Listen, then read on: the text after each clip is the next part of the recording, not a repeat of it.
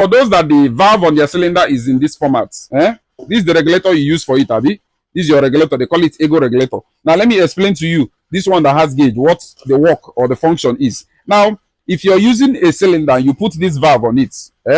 You put this valve on it. Now, as you fill your gas, this gauge here works with pressure.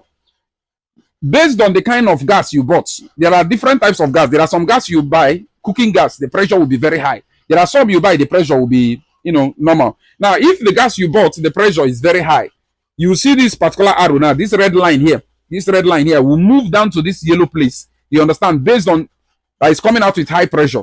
You are done filling it. You fill your normal 12.5. Your cylinder is full. You will see this particular arrow. It will get to this yellow point. Now, when the gas is finishing, when your gas is, is reducing, this arrow here will be returning back. Let me give you an example of what I mean so you get the point.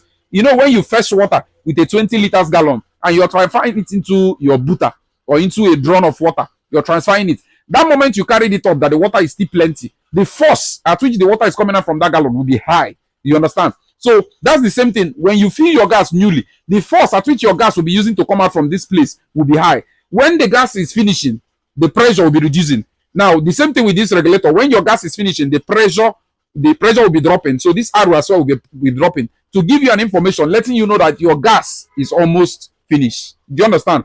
So this is the advantage of this gauge here. So when it's getting to this red point and it's a Saturday, maybe it's weekend, and you just have just one cylinder, what you need to do, you can top up. So that's the advantage of meter regulator over this one. This one does not have any gauge.